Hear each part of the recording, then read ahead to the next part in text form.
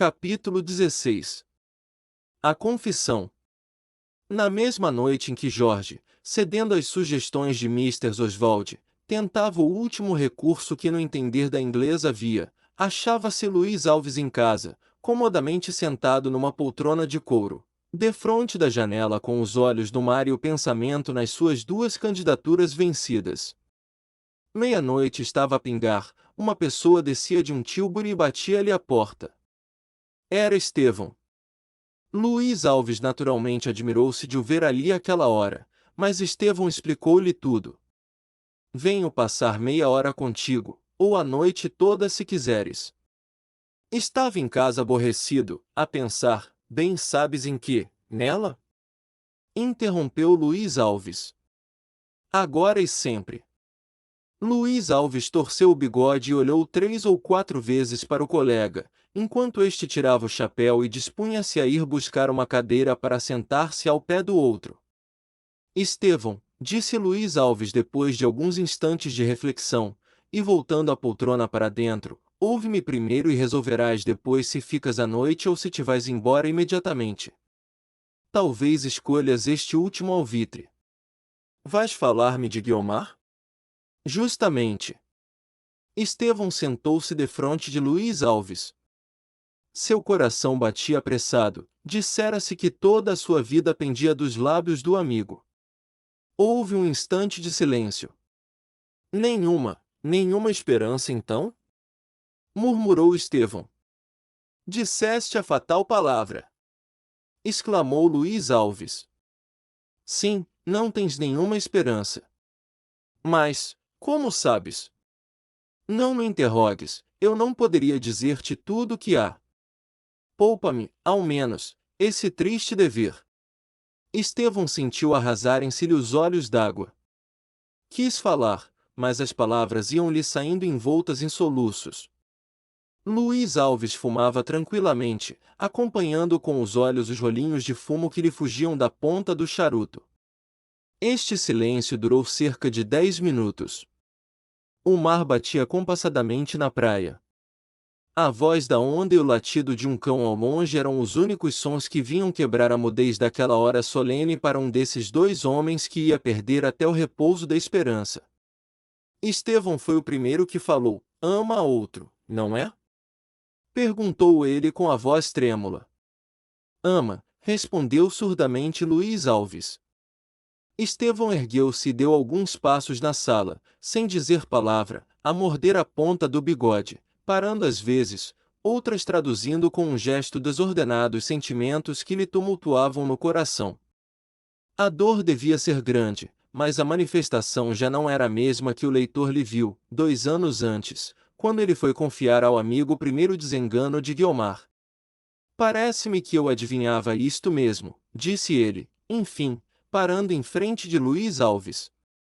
Este desejo que me acometeu de vir aqui, a esta hora, sem certeza de encontrar-te, era mais um benefício do meu destino. Devia esperá-lo. Que vida tem sido a minha, Luís! Agarrei-me, nem sei porquê, à esperança de ser amado por ela, de a vencer pela piedade, ou pelo remorso, ou por qualquer outro motivo que fosse, o motivo importava pouco. O essencial é que ela me pagasse em ternura e amor todas as dores que curti, as lágrimas todas que tenho devorado em silêncio. E era só essa esperança que ainda me dava forças, que me fazia crer feliz. Como pode sê-lo um desgraçado? Como podia sê-lo eu, que nasci debaixo de ruim estrela? Oh! Se tu souberas! Não sabes, nem ela também, ninguém sabe nem saberá nunca tudo quanto tenho padecido, tudo quanto. Interrompeu-se. 2 lágrimas, espremidas do fundo do coração, saltaram-lhe dos olhos e desceram-lhe rápidas a perder-se entre os cabelos raros e finos da barba. Ele sentiu que outras podiam vir, e foi sentar-se num sofá, meio voltado de costas para Luís Alves. As outras vieram, porque o coração ainda as tinha para as dores supremas, mas correram-lhe silenciosas, sem um soluço, sem uma queixa única. Luís Alves levantara-se e chegara à janela. Seu espírito, apesar de frio e quieto, parecia agora um pouco alvoroçado. Não era dor, e não sei se lhe podia chamar remorso. Mal-estar apenas, e comiseração. O coração era capaz de afeições, mas, como ficou dito no primeiro capítulo, ele sabia regê-las, moderá-las e guiá-las ao seu próprio interesse. Não era corrupto nem perverso, também não se pode dizer que fosse dedicado nem cavalheiresco. Era, ao cabo de tudo, um homem friamente ambicioso. Estevão levantara-se outra vez e pegara no chapéu. Vem cá, disse Luís Alves entrando e indo ter com ele, vejo que estás mais homem do que antes. Resta que o sejas completamente, varre da memória e do coração tudo que possa referir-se, que remédio? Interrompeu Estevão sorrindo amargamente, que remédio tenho eu se não esquecê-la? Mas quando? Mais breve talvez do que supões. Luís Alves não acabou. Estevão olhara para ele com um gesto de espanto e fora sentar-se outra vez. Mais breve do que suponho! Exclamou ele. Tu não tens coração, não tens sequer observação nem memória. Não vês, não sentes que esta paixão é o sangue do meu sangue, a vida da minha vida? Esquecê-la! Era bom se eu a pudesse esquecer, mas a minha macina até essa esperança me arranca, porque este padecer íntimo, constante, há de ir comigo até a morte.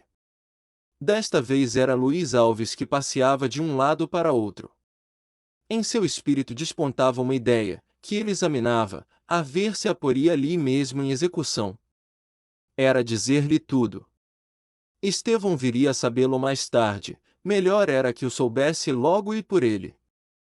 Ao mesmo tempo refletia na exaltação dos sentimentos do rapaz, a dor certamente se lhe agravaria, em sabendo que era ele o preferido de Guiomar. O coração, que perdoaria a um estranho, condenaria ao amigo. Estevão, assentado, com os olhos no teto, parecia entregue às suas reflexões, mas só parecia, porque ele não pensava, evocava antigas memórias, fazia surgir diante de seus olhos a figura gentil de Guiomar, sentia-lhe o império dos belos olhos castanhos, ouvia-lhe a palavra doce e aveludada entornar-se-lhe no coração, não evocava só, criava também, pintava como imaginação a felicidade que lhe poderia dar a moça, se entre todos os homens o escolhera, se eles dois vinculassem os seus destinos. Ele via-a ao pé de si, cingia-lhe o braço em volta da cintura, enchia-lhe de beijos os cabelos, tudo isto em meio de uma paisagem única na terra, porque a abundância da natureza cresceria ao contato daquele sentimento puro, casto e eterno. Não falo eu, leitor, transcrevo apenas e fielmente as imaginações do namorado, fixo nesta folha de papel os voos que ele abria por esse espaço fora, única aventura que lhe era permitida. No meio dessas visões foi acordá-lo Luís Alves. Tens razão de sentir, disse este, mas não gastes o coração, que há maiores surpresas na vida. Em todo caso, deixa-me dizer-te que nenhuma razão tens de censura. Censuro eu alguém? Há no amor um germen de ódio que pode vir a desenvolver-se depois. Talvez chegues a acusá-la de te não querer. Nesse dia reflete que os movimentos do coração não estão nas mãos da vontade. Ela não tem culpa se outro lhe despertou o amor. Ah! Incumbiu-te da defesa. Luís Alves sorriu, ele contava com a recriminação. Não, não me incumbiu da defesa, disse ele, sou eu que a tomo por minhas mãos. Que defendo eu aqui senão a natureza, a razão, a lógica dos sentimentos, dura e inflexível como toda outra lógica? Há no fundo das tuas palavras um sentimento de egoísmo. O amor não é outra coisa, respondeu Estevão sorrindo por sua vez. Queres que ainda em cima lhe agradeça este desespero? Queres que vá apertar a mão ao homem que a soube vencer? Luís Alves mordeu a ponta do lábio e acercou-se da janela. Quando ia voltar para dentro ouviu um rumor na janela ao pé, a primeira da casa da baronesa. Luís Alves deu um passo mais. Não viu ninguém. Viu apenas o resto de um vestido que fugia e um objeto que lhe caía aos pés. Inclinou-se a apanhá-lo. Era uma grande folha de papel envolvendo, para lhe dar mais peso, outra folha pequena dobrada em 4. Luiz Alves aproximou-se da luz, e leu rapidamente o que ali vinha escrito. Leu, meteu o papel na algibeira e encaminhou-se disfarçadamente para a janela. Ninguém, a casa da baronesa dormia. Quando voltou para dentro, Estevão tinha se levantado. Ele vira cair o papel, apanhá-lo e lê-lo Luiz Alves. Não entendeu nada do que se passará, mas seu olhar como que pedia uma explicação. Luiz Alves foi direito ao fim. Estevão, disse ele, vais saber a verdade toda, não poderia ocultar-te o que se ha passado, nem conviria talvez que tu a soubesses por boca de outro.